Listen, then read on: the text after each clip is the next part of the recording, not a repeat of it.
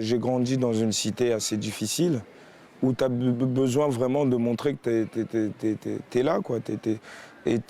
Ça passe par une grande violence parce qu'on traînait à 14. Notre bande, c'était 14, on avait notre surnom, tout ça. Donc on faisait un peu la terreur. Donc, il fallait aller armé à l'école avec un pistolet ou avec un scooter volé, tout ça, pour pouvoir fuir. L'échec scolaire et l'exclusion totale. Et après, plus d'école, plus de loisirs. Bon, on était là juste à vendre du shit et à voler, fumer, boire, et voilà. Il y a eu les bonnes sœurs qui sont arrivées où nous nous traînons, où personne n'osait venir. Elles sont venues, au début on les a pris pour des flics. Je fumais mes joints, mais je leur disais, ouais, continuez à prier, priez pour moi. Le temps que ça marche, peut-être ça ne marchera pas, vous en aurez marre, quoi. Et il s'avère qu'un jour, j'étais angoissé vraiment, parce qu'on avait tabassé un mec. Donc j'étais angoissé parce qu'on l'avait laissé dans un sale état, en fait. Je ne savais pas s'il était mort ou pas. Et j'ai trouvé cette sœur, une des sœurs de l'Emmanuel. D'habitude, l'église est fermée, et ce jour-là, l'église était ouverte. Et en rentrant dans cette église, j'ai trouvé une grande paix. Et j'ai compris qu'il y avait quelque chose là-dedans. J'étais une personne dure, hein, et je m'ouvre peu facilement, mais cette sœur, elle a réussi à m'ouvrir. À elle, je lui cache rien, en fait. Même si j'ai fait les pires conneries, je lui dis tout, en fait. Parce que je sais qu'elle ne me jugera pas et tout ça. Et du coup, ils ont commencé à me dire, tu sais, Rodrigue, il y a Paray-le-Monial, tout ça, tu verras d'autres jeunes et tout. Mais j'ai accepté de revenir au Paray-le-Monial dans l'optique où je dis, bon, Seigneur, si tu veux me parler, si c'est toi vraiment que j'ai vu dans cette église, dis-le moi.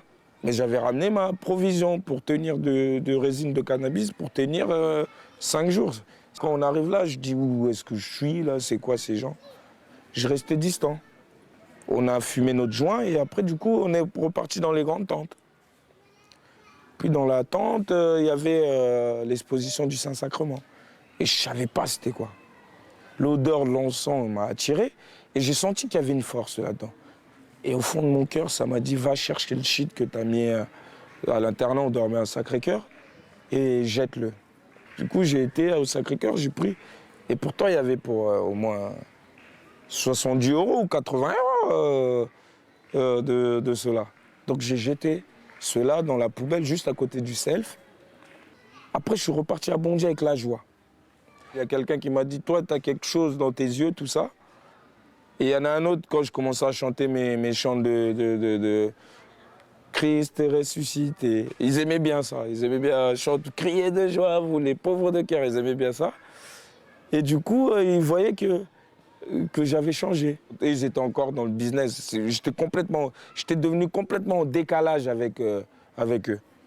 Et pendant une session à Paray, le Seigneur m'a donné ma voix, en fait. Je suis parti à Saint-Claude-la-Colombière. Et là, le Seigneur, d'une voix, mais pas une voix que tu entends, une voix intérieure, qui me dit, va, aime et pardonne. Je ne sais pas dans une église que je te veux, c'est dans la rue. Et c'est là que j'ai compris ma vocation d'éducateur. Donc j'ai réussi ce mémoire, moi qui ne savais même pas taper à l'ordinateur, tout ça.